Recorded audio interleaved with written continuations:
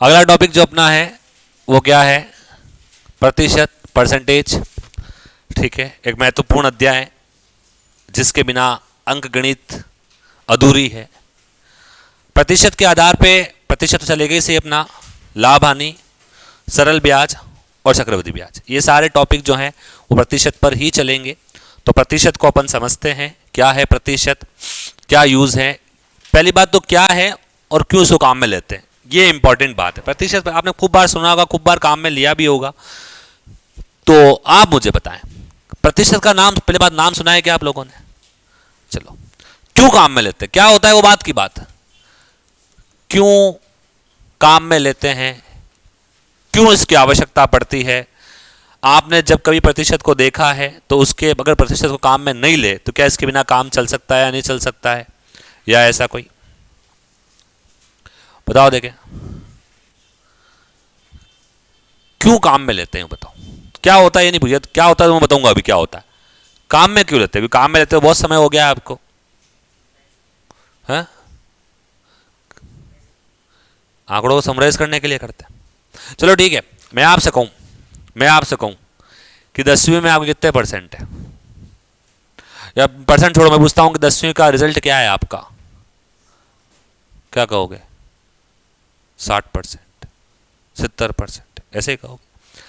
12वीं में रिजल्ट क्या है आपका, क्या कहोगे? फेल। कोई बात नहीं, एक बार हो गए, दूसरी बार में पास हो गए होंगे, इसमें क्या है। तो कोई भी व्यक्ति परसेंटेज या आपका रिजल्ट पूछ के, अगर आप किसी से कहते हैं कि 10वीं में आपके 93% है, वो मुंह खुल जाएगा, ओ इतने परसेंट। कोई कहे 54 है, बाहर निकल। नंबर नहीं बताया आपने, आपने क्या बताया है? केवल परसेंटेज बताया। परसेंटेज पूछ के आपको कितनी इज्जत देनी है इसको बताया लगाया जा सकता है। कुछ नहीं कहा कि कितने नंबर, अगर परीक्षा हुई थी कितने नंबर आए थे, ये कुछ नहीं बताया, ठीक है। लेकिन प्रतिशत ने सब कुछ आंकड़े साफ कर दिए। किसी कोई विद्यार्थी कहे कि मेरे 93% है तो आपके नजर में उसकी इज्जत एकदम से बढ़ जाएगी। कोई कहे 54 है, कहीं भी किसी गोंड है, ठीक है। तो एक बात समझना, प्रतिशत जो है वो क्या करता है, आंकड़ों को, एक बात और समझना, एक बात और समझते हैं। मैं कहता हूं कि मेरी जो भी आय है मैं उसका 98% पैसा खर्च कर देता हूं। क्या समझोगे आप कि सर दिवाली होने वाले ही है, ज्यादा कुछ बचा नहीं है अब इनके जीवन में, है ना, इनके पास कुछ नहीं मिलने वाला है। जो 98% खर्च कर दे तो कहीं मिलेगा उसके पास। और मैं अगर कहूं कि मैं अपनी आय का 90% बचा लेता हूं तो क्या कहोगे आप कि सर बहुत मित हुए, कंजूस प्रवृत्ति के, खर्चों करे नहीं देगा ये, है दूसरों को छोड़ो, खुद पे करते नहीं करते क्या पता। तो परसेंटेज क्या कर रहा है, आंकड़ों को समझने की दृष्टि से बहुत आसान बनाता है। आंकड़ों को समझने की दृष्टि से क्या करता है, बहुत आसान बनाता है, ठीक है। बहुत बार आपने देखा होगा, अभी आया कि सोने के भाव पिछले साल की तुलना में 50% बढ़ गए। अभी लेटेस्ट न्यूज़ है कुछ टाइम पहले की, मान लो ऐसी कोई न्यूज़ है, तो आप क्या समझोगे? जो भी भाव थे उसमें 50% का मतलब होता है आधे और बढ़ गए। नहीं लिखा, पैराग्राफ नहीं लिखा कि 2 वर्ष इसमें इतने थे, फिर इतने हुए, अब इतने हैं। उसने एक लाइन लिखी कि पिछले साल की तुलना में 50% बढ़ गए। इसका मतलब आप समझ जाओगे अब भाव 1.5 हो चुके, 1.5 टाइम्स हो चुके। तो प्रतिशत क्या करता है, आंकड़ों को समझने की दृष्टि से क्या करता है, आसान बनाता है। रीड के नोटिफिकेशन में आपके लिखा हुआ है कि ग्रेजुएशन में 50% अंक चाहिए, पता है कि नहीं है? बीएससी में कितने चाहिए? 50%। और किसी ने एमएलएसयू से की है बीएससी तो उसके कुल पूर्णांक अलग होंगे, प्राप्तांक अलग होंगे। कोई एमपी से करके आया है तो हो सकता है उसके कुल पूर्णांक अलग हो, प्राप्तांक अलग हो। अगर वो ऐसे कर दे कि सबके 336 नंबर आने चाहिए तो फिर हो सकता है टोटल पेपर 300 का ही हुआ हो एमएलएसयू में, समझ में आ रही बात। और हो सकता है कि वहां एमपी में 1200 नंबर की परीक्षा हुई बीएससी के लिए, तो मामला गड़बड़ बैठेगा नहीं बैठेगा। तो उसने एक कह दिया, क्या कह दिया, परसेंटेज 50%, तो सब कुछ सेट है इसके अंदर, समझ में आ रही बात। तो परसेंटेज क्या करता है, आंकड़ों को समझने की दृष्टि से क्या करता है, आसान बनाता है, ठीक है। अगर परसेंटेज अगर अपने पास है तो अपन बहुत कुछ निष्कर्ष निकाल सकते हैं। अब मान लो और का काम आता है, मान लो चुनाव अभी होंगे। 2014 में चुनाव हुए थे, मोदी वाले, है ना, हुए थे, चुनाव हुए थे। क्या हुआ था उसमें? मान लो कि 50,000 वोट डाले, टोटल 50,000 वोट डाले गए उस दौरान। तो इसमें अलग अलग पार्टीज को अलग अलग वोट मिले होंगे, ए पार्टी, बी पार्टी, सी पार्टी। मान लो इसको 20,000 वोट मिले, इसको 15,000 वोट मिले, इसको 8,000 वोट मिले, ऐसे अलग अलग, और बाकी और पार्टी टोटल 50,000 वोट मिले। ठीक, 2019 में ये बात तय है कि 50,000 वोट डालने वाले इस दौरान थे, तो इस दौरान बढ़कर बड़े ही होंगे, कम कैसे हो सकते? जनसंख्या हमेशा क्या होती है? बढ़ती है। सतत नियम है, विकास होना चाहिए, जरूरी है ना। ये एक मात्र ऐसी चीज है जो बढ़ेगी। व्यक्ति की आय कम हो सकती है, बहुत सब कुछ कम हो सकता है, पर जनसंख्या नहीं हो सकते, है ना। क्योंकि आपको पता है कि एक रिपोर्ट के अनुसार कुछ समय बाद, लगभग 2027-28-30 के आसपास, भारत देश जो अपना है वो जनसंख्या में टॉप पर होगा, चाइना पीछे रह जाएगा। चिंता मत करो, ये गर्व करो, ये किसी में टॉप तो आए अपन। किसने कहा? ऐसा कोई नियम नहीं है इधर, है ना, आपकी क्षमता पर निर्भर करता है।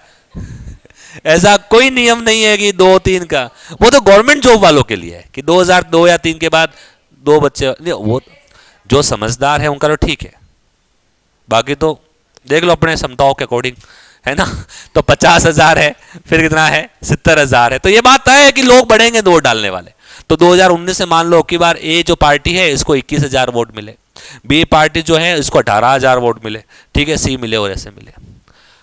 पिछली बार पार्टी को, ए पार्टी को 20,000 मिले थे, अब की बार 21,000 मिले, तो उसको खुश होना चाहिए, खुश होना चाहिए नहीं चाहिए? लोकप्रियता बढ़ी है या घटी है? प्रदर्शन सुधरा है या बिगड़ा है? मैं तो पूछ रहा हूं, बताओ। इन आंकड़ों को देखकर बता सकते हो क्या आप? अरे 20,000 है, जो अज्ञानी का मजा आ गया 21,000। अरे इधर देखो, नहीं समझ में आ रही बात? लेकिन अगर यही आंकड़े परसेंटेज में होते कि ए को पहले 20% मिले थे, बी को 15% मिले थे, इसको 13% मिले, और बाद में ए को 22% मिले, अब इसको 18% मिले, इसको 15% मिले, तो आंकड़े समझने की दृष्टि से आसान हुए या नहीं हुए कि पिछले साल की तुलना में वृद्धि हुई है, लोकप्रियता बढ़ी है? तो रो आंकड़ों से कुछ पता नहीं चल सकता, बट अगर परसेंटेज में, वही आंकड़े परसेंटेज में है, तो समझने की दृष्टि से क्या बन जाते हैं? आसान बन जाते हैं। ठीक है, और जैसे ही ये कहा कि ए पार्टी को 22% वोट मिले, आप क्या समझे? चलो वो छोड़ो, अगर किसी विद्यार्थी के कोई, आप पूछते हो किसी विद्यार्थी 10वीं क्लास में कितने नंबर आए, वो कहता है 84% नंबर आए, 84% नंबर आए, क्या समझते हो आप? क्या मतलब समझते हो इसका, बताओ क्या समझते हो? कुछ नहीं समझते हो सर, हम कुछ नहीं समझते, उसने कहा, हमने सुन लिया, चुपचाप चले गए वापस, कुछ समझे थोड़ी हम क्या है? क्या समझते हो कि 100 में से 84 आए हैं?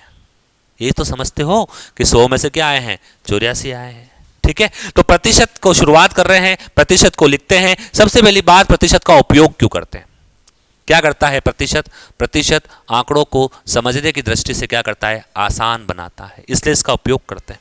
प्रतिशत आंकड़ों को समझने की दृष्टि से क्या करता है? आसान। प्रतिशत आंकड़ों को समझने की दृष्टि से क्या करता है? आसान बनाता है, समझने की दृष्टि से आसान बनाता है। ठीक है, आसान बनाता है।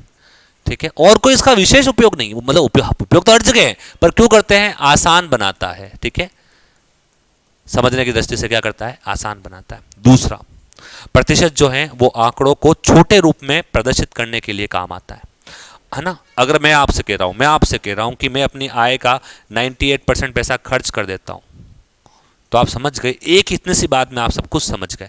अब मुझे बताने की आवश्यकता नहीं कि मैंने एक महीने में इतने रुपए कमाए थे, फिर इतने रुपए कमाए, फिर इतने कमाए, पूरे साल में इतने कमाए, फिर यहाँ खर्च किए, अब ये बचे।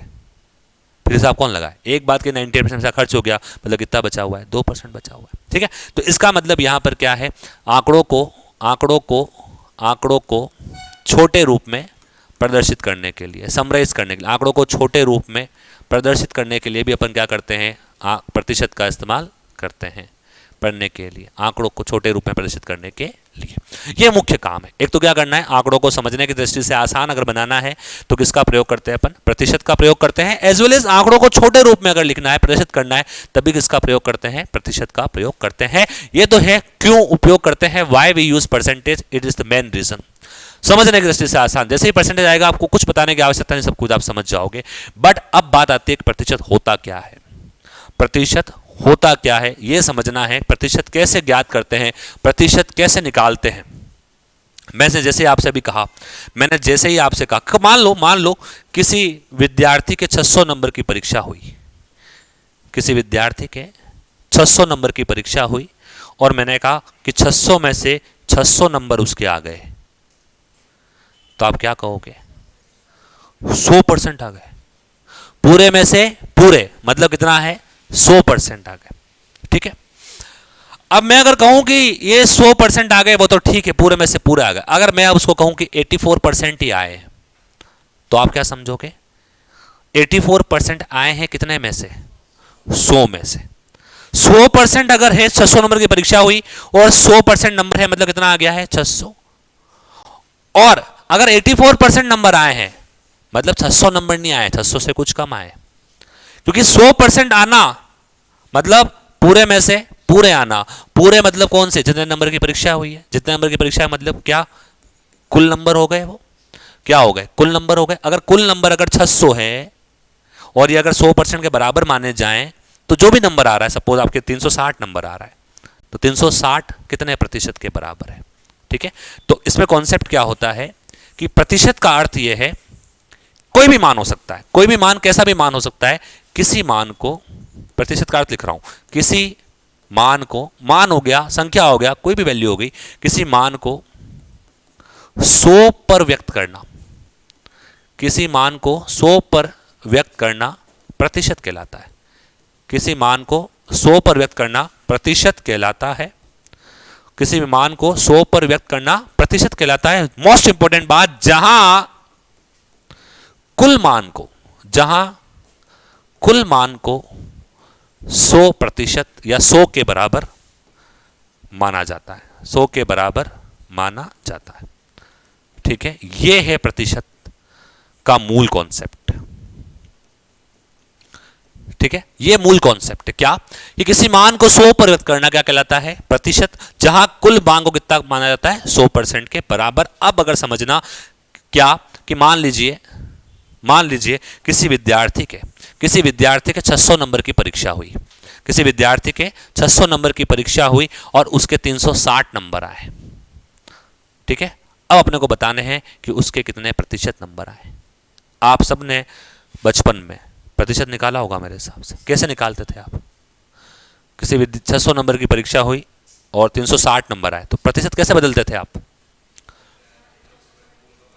360 मतलब प्राप्तांक अपॉन पूर्णांक इंटू 100, 360 बटा 600 इंटू 100, 60%। ठीक है, अब 100 से गुणा क्यों किया? अच्छा, तो ये सही लिखा है फिर। इसका मतलब मैंने कुल मान को 100% के बराबर मानते हैं, इसलिए 100 से गुणा करते हैं। अब आपने वो तो रटने वाली बात हो गई। वो किसकी बात हो गई? रटने वाली बात हो गई कि जो आए हैं उसको ऊपर लिख दो, जितने में से आया उसको नीचे लिख दो और फिर 100 से गुणा कर लो।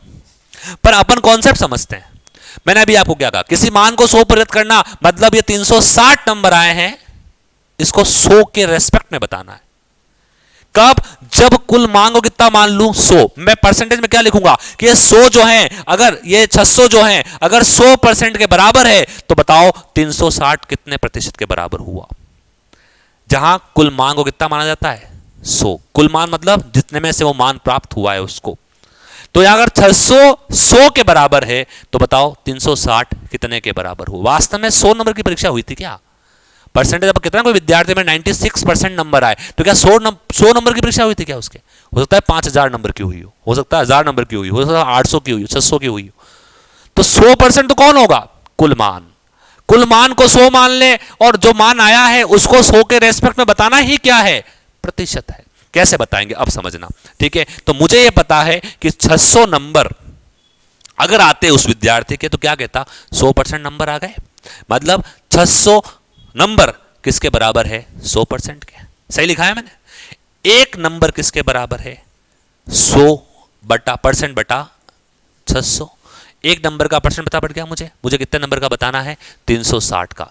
600 में से कितने नंबर आए हैं? 360। तो एक नंबर का ये परसेंट हुआ, तो 360 किसके बराबर हो जाएगा? 100 बटा 600 इंटू कितना आ जाएगा?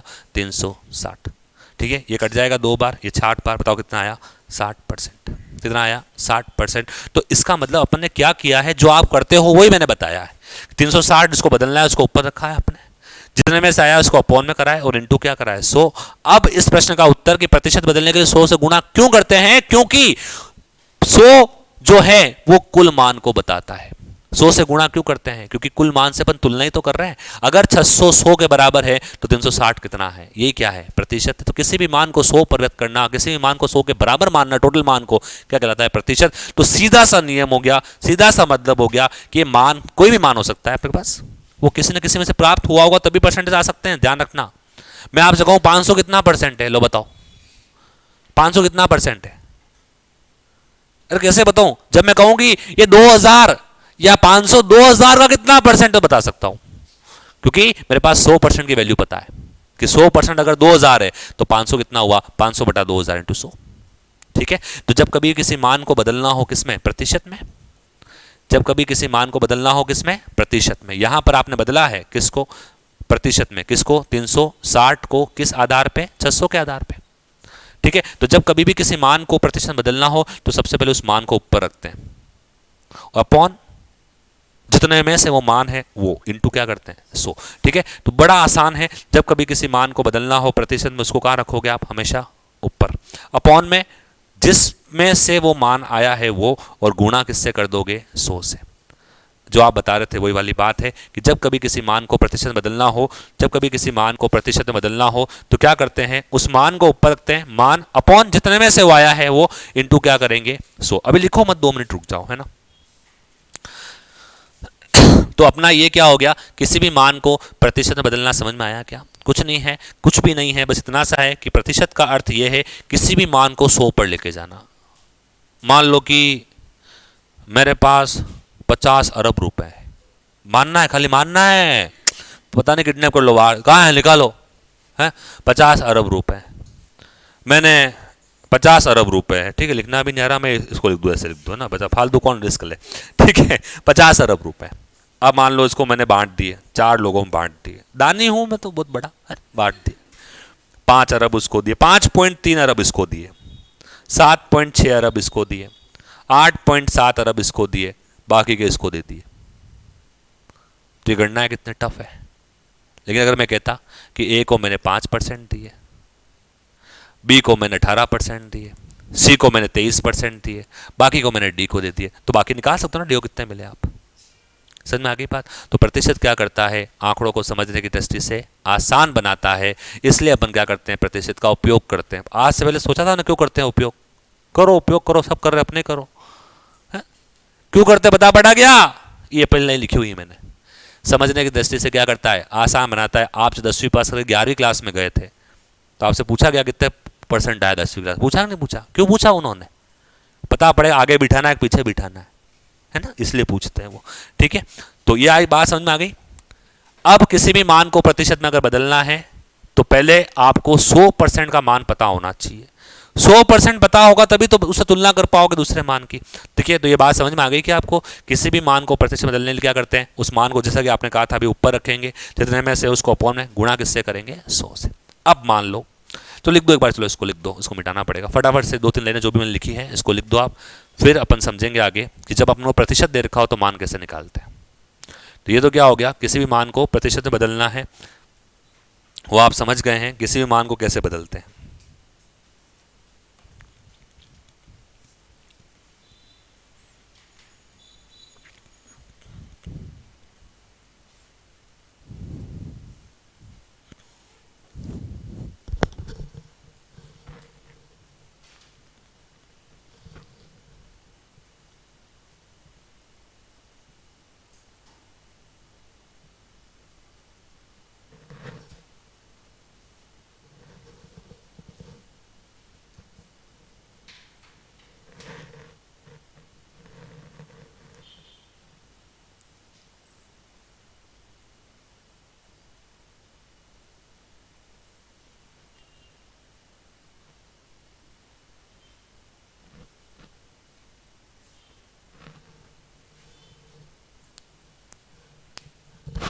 लिख लिया, समझ गए क्या।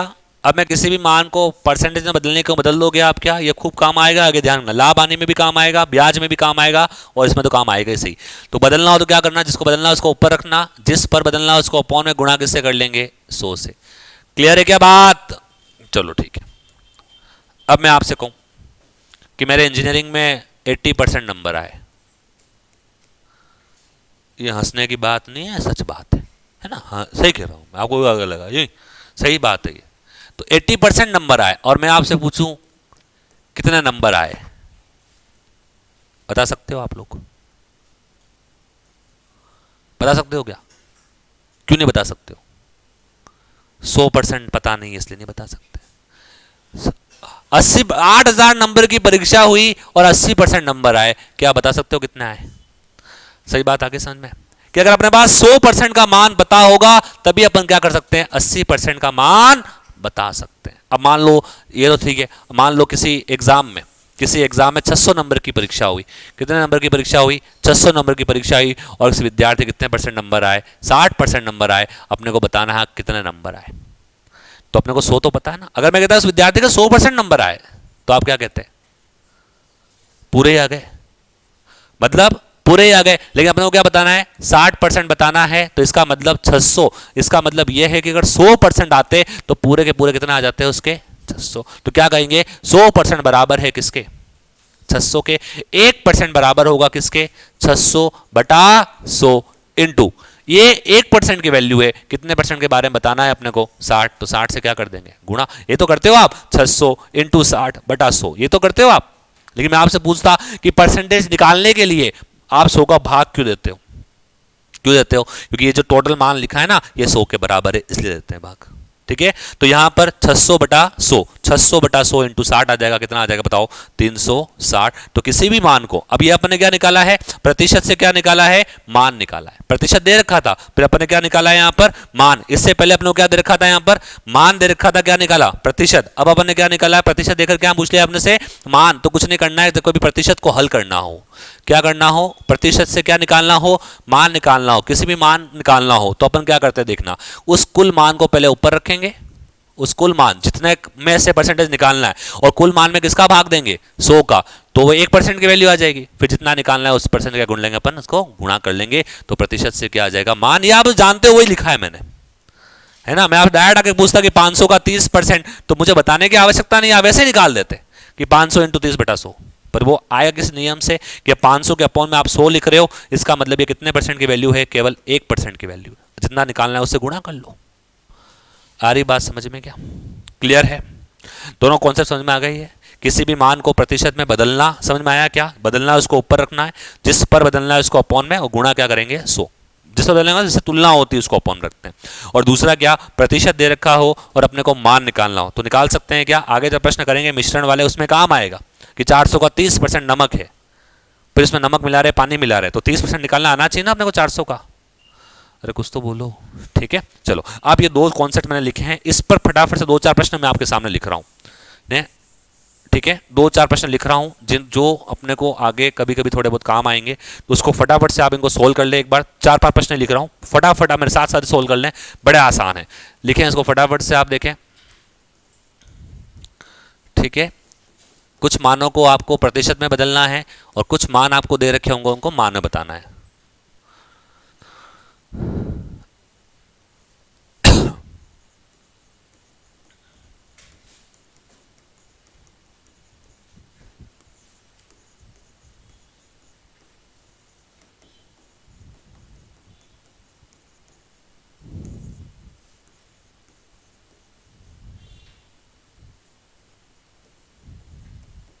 ये बिल्कुल आपकी प्रैक्टिस के लिए है, मुझे पता है ये सब आपको आते हैं, तो फटाफट से एक बार आप कर लें।